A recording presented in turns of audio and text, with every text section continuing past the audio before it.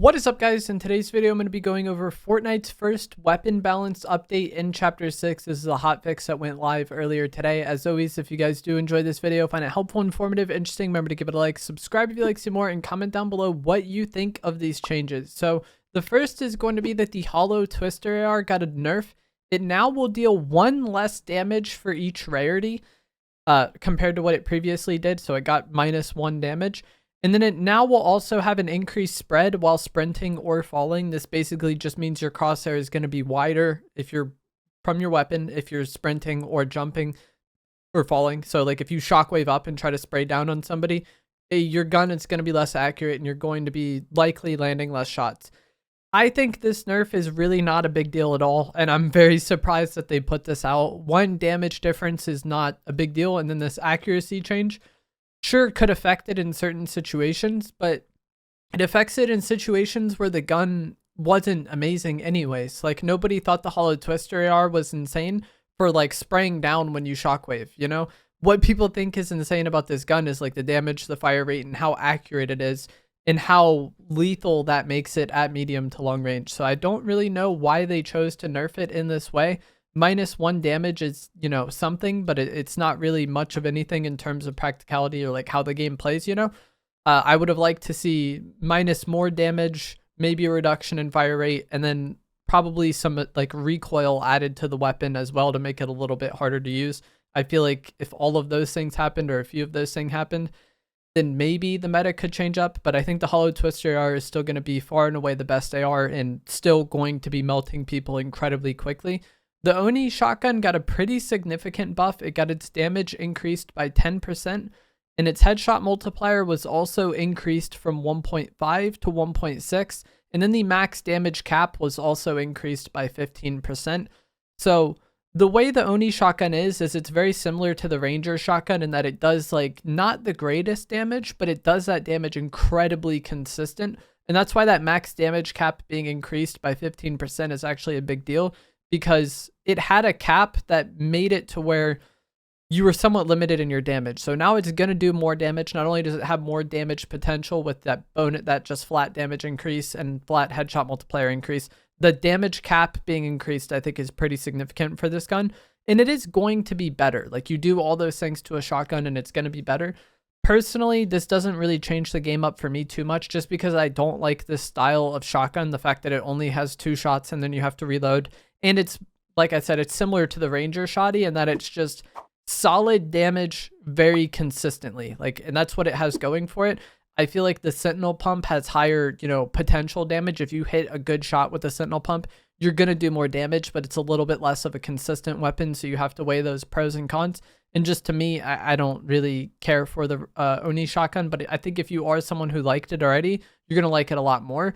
The Twinfire Auto Shotgun also got its reload speed increased by 8%. This means it's going to reload faster. I've seen a lot of people confused by this and wondering why they would nerf the reload when it already reloaded slower, or like slow. They didn't nerf it. They made it reload faster, 8% faster. To me, that's not really going to move the needle on how I feel about the shotgun. But again, if you were somebody who already liked the Auto Shotgun, then that's great for you. The surgefire SMG now has a higher fire rate to start its ramp up. If you guys were unaware of how the surgefire SMG works, it starts with a slower fire rate, and then as you fire it, the fire rate of the weapon increases over time until it reaches its max fire rate. So now that starting point, the slow point, got better. This is a pretty significant buff to the weapon. I think if you are someone who liked the surgefire SMG already, you're probably going to like it even more now, because its worst attribute got improved. Like, the time the surgefire SMG is at its worst is when you first start shooting it, and then it gets better over time. So that bad starting point, or you know, its weaker starting point, got improved, and I feel like that's a pretty decent buff to the weapon.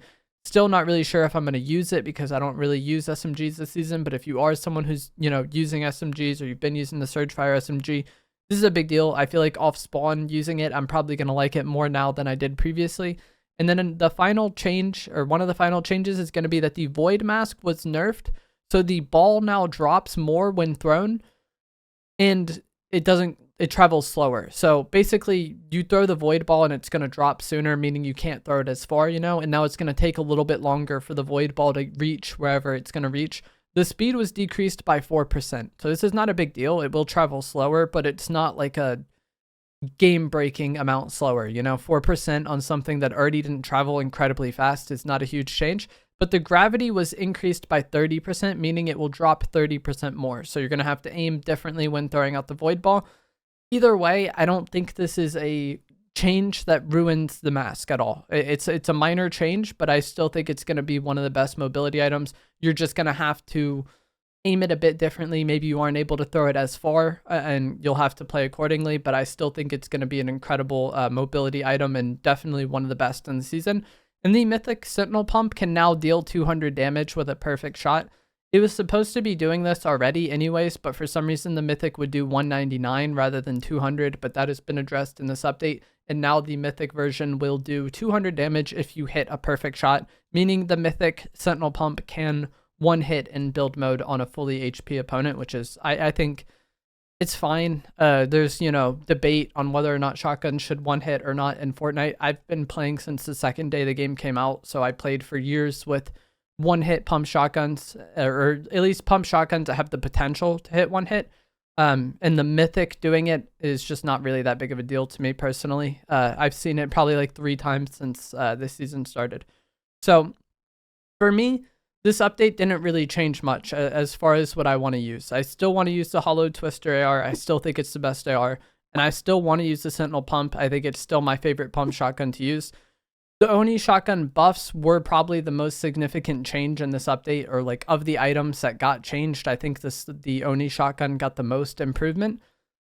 But to me, I just don't really care for that style of shotgun, and that wasn't enough for me to really want to use the weapon. If you were on the fence about the Oni Shotgun already anyways, like maybe you really liked it and maybe you were using it already, then like sure, this buff is going to be good for you. Or if you were kind of deciding between the Oni or the Sentinel Pump based on which rarity you found, like maybe you found a green Sentinel but a blue Oni, so you would use the Oni, this update probably changes that for you and maybe you'll prefer the Oni even more. But if you were someone that didn't like the Oni Shotgun already, this update isn't going to really change that for you. It's still, identity wise, is the same weapon, where it's just like a very consistent solid damage shotgun with 2 shots. And so you need to hit your 2 shots, maybe play a little bit more reserved. If you need to push people or, you know, get third partied and things like that, the weapon is going to have its faults or like weaknesses. But I think it's a fine weapon. It just really depends on what you prefer and which style of shotgun you prefer. And I just prefer the Sentinel Pump. The Void Mask is still a great mobility item. I played with this update, didn't really notice the change that much. Like, you can notice it, but it's not like it ruined the item by any means. I think the Void Mask is still going to be the best mobility item, or at least one of the best mobility items. I don't see that changing with this update. And then one other minor change that happened with this patch is that in the OG mode, chests and ammo boxes are now 100% spawn rate. So this isn't how it was in Chapter 1. But I think this is actually a good thing because a lot of people were struggling to get loot in the OG mode, and a lot of people are struggling to get shield in the OG mode. And that's how it was back in the day. But I don't think that just because that's how it was back in the day, that means it's automatically the best thing for the game mode. So personally, I feel like having 100% chest spawn rate is just always a good thing. I don't know why Fortnite just doesn't always do that. But having it in OG mode, especially with there being limited loot on that map, is good. Also, in OG, ammo boxes will now drop more ammo. The slurp juice and traps will now spawn more often. And then purple and gold weapons will no longer spawn as floor loot. So those final 3 changes are just kind of whatever. But the fact that there's 100% chest spawn rate in OG, I think will make that game mode a lot more enjoyable to play for the people that enjoy playing it. But that is going to be it for this video and this update. We should get a major update tomorrow morning. Fortnite has already announced the downtime for that, so we'll see what changes there. But as far as these minor weapon balance changes, just wanted to quickly go over them. For me, didn't really change much. Let me know down in the comments below if this changed what you're going to use in Chapter 6. And if you did find this video to be informative, helpful, interesting, remember to give it a like and subscribe if you like some more. Thanks for watching. And the other guy's going to push me, and then we can beam him, hopefully, while that other guy's gone. I just need to kill one of them while they both can't fight me at the same time.